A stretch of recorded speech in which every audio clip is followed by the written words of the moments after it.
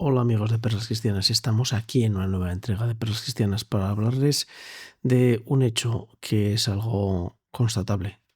Y es constatable porque se sucede durante las últimas décadas la persecución a los cristianos, a los católicos que viven fuera de Occidente. Es algo que se omite en muchas ocasiones en los telediarios, en la prensa, en la radio, pero sin embargo se da. Sin embargo, ¿cuál es la respuesta de esos cristianos perseguidos? Pues es una acción pacífica. Aceptan los martirios ordinarios y los extraordinarios, los heroicos. Son fieles a su fe y intentan que sus familias puedan vivir dentro de esa realidad. Dan testimonio vivo y son semillas de renovación para la Iglesia, además de ser unidad en la cruz.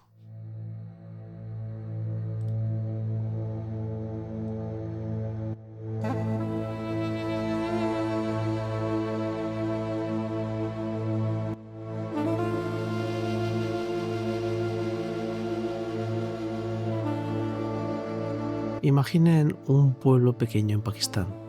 El sol quema la tierra, esa tierra seca, sin agua. Hay niños jugando entre casas humildes y de pronto un grito corta el aire.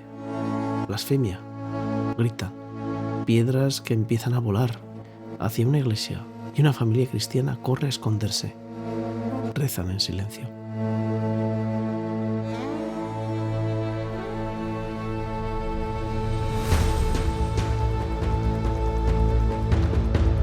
Queridos amigos, bienvenidos a este especial dentro del serial Perlas Cristianas, un espacio católico donde miramos al mundo con los ojos de la fe. Soy Eliseo Javier Aso, el editor de estos contenidos, y hoy vamos a hablar de algo que nos duele y nos inspira a la vez. ¿Por qué se persigue a los cristianos? Y vamos a hablar de Pakistán como ejemplo, no porque sea un único ejemplo o sea el peor de los ejemplos, ¿no? Vamos a fijarnos en Pakistán porque es un lugar donde podemos tener ejemplo de lo que sucede en la persecución a los cristianos hoy en día. Vamos a poner el foco en Pakistán, un país donde nuestros hermanos viven su fe bajo fuego.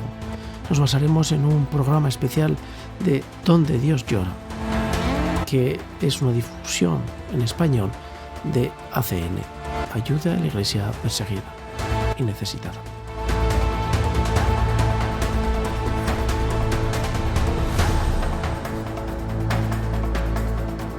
Juntos vamos a explorar las razones de la persecución, cómo se manifiesta, quién la da, quién la impulsa y sobre todo, cómo es la respuesta de los cristianos que dan la vida a nuestra Iglesia Universal. Así que acompáñenme porque esto es un viaje al corazón de la cruz de nuestro Señor Jesucristo.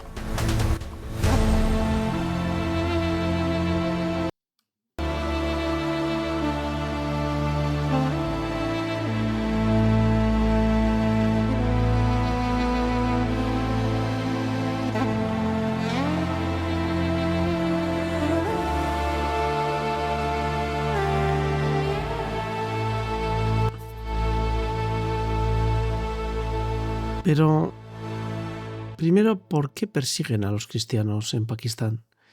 Pakistán nació en 1947, ya saben, cuando se comenzó la descolonización de las colonias inglesas, cuando Mohammed Ali Jinnah, su fundador, soñó con un país islámico, pero pluralista, un lugar donde musulmanes, cristianos y otras minorías convivieran en paz.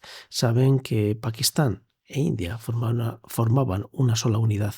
Pakistán era musulmana, India era hindú. Hoy, con 190 millones de habitantes, el sexto país más poblado del mundo, esa visión se ha torcido totalmente. El Islam domina y un pequeño grupo de fundamentalistas radicales han tomado las riendas del odio. Estos extremistas quieren un Estado puro, sin democracia ni diversidad, y ven a los cristianos, que solo son el 2% de la población, como una amenaza. ¿Por qué? Porque los asocian con Occidente, con ese enemigo cristiano que imaginan detrás de cada esquina, sobre todo por las tensiones con Estados Unidos y Afganistán. Pero hay más. Algunos creen que matar a un cristiano les gana el cielo. Los herejes. Es una lectura muy poco teológica. Es una locura, iba a decir, que convierte a nuestros hermanos en blancos, en auténticos objetivos. Y aunque Jinnah quería igualdad, líderes como Zia-ul-Haq en los 80 enterraron esa tolerancia con la Sharia, dejando a los cristianos vulnerables, pobres y sin voz, sin poder expresar absolutamente nada.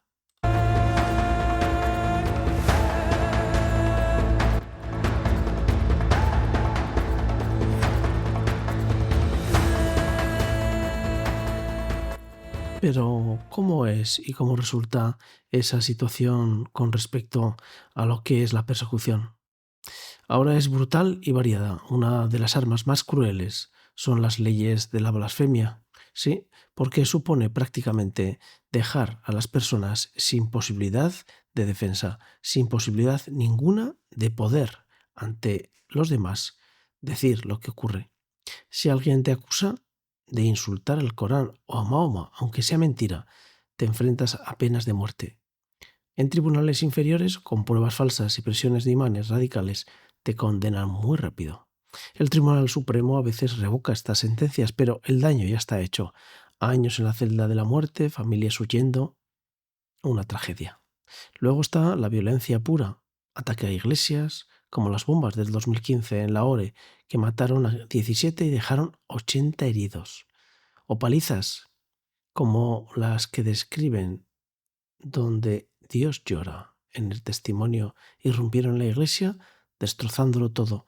Nos dieron una paliza y nos tiraron piedras. Y no acaba ahí. Discriminación laboral, los trabajos más bajos, mientras que jóvenes cristianas son secuestradas, violadas y forzadas a convertirse al Islam. Es un asedio continuo.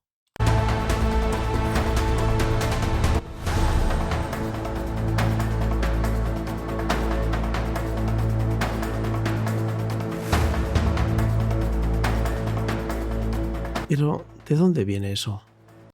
¿Cómo se producen estos hechos? Desde la sociedad es una mezcla de intolerancia y oportunismo. Imanes radicales azuzan a las multitudes y la gente común, a veces por venganza personal o disputas de tierras, usa las leyes de blasfemia como arma.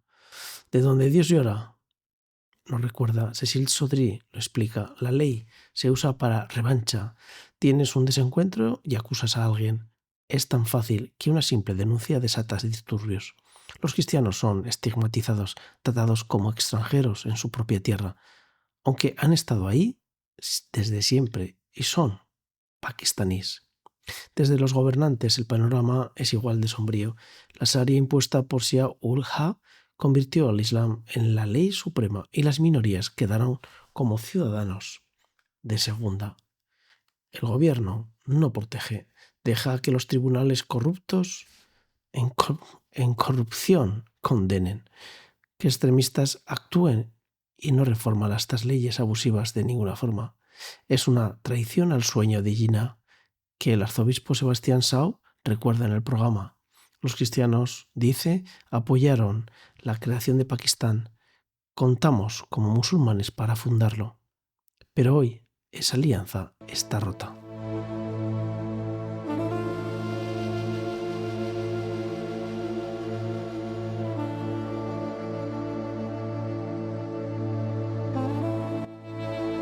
Entonces, ¿cómo responden los cristianos? Aquí es donde brilla la luz. Frente a las piedras, rezan como esa familia en el programa que se agachó a orar mientras apedreaban su casa. Frente a la muerte, dan la vida. Como Akash Bashir, un joven de 18 años que en 2015 detuvo a un terrorista suicida en Lahore, agarró al atacante y la bomba explotó y él murió.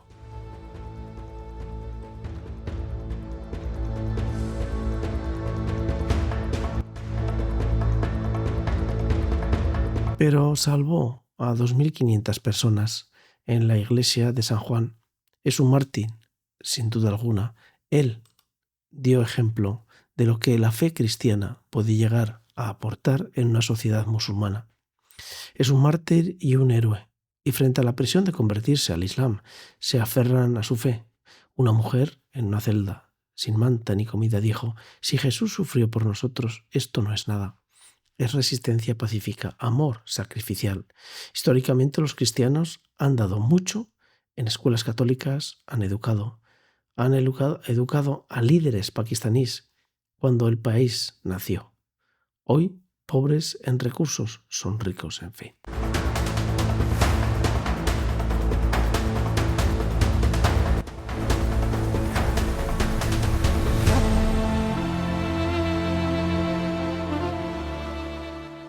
Y esta respuesta, queridos amigos, da vida a la Iglesia Universal.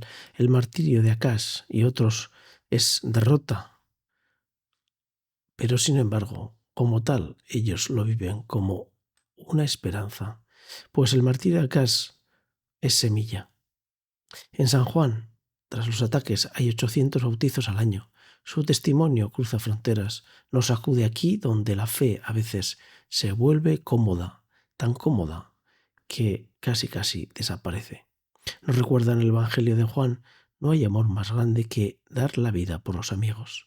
Esto es lo que hizo Akash.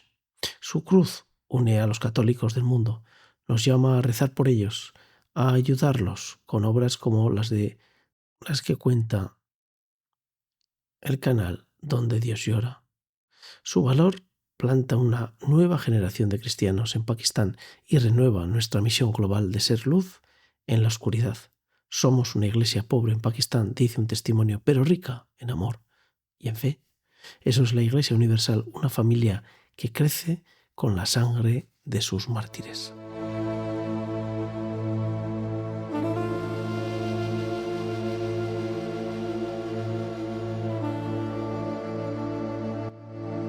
Queridos amigos, Pakistán nos duele, pero también nos enseña: la persecución viene del odio, pero la respuesta cristiana viene del amor. Los invito a no olvidar estos hermanos en fe. Recen, apoyen, sean su voz. Gracias por seguir este pequeño canal de Perlas Cristianas para recordar que la Virgen María, Madre de los perseguidos, nos guíe, y hasta pronto.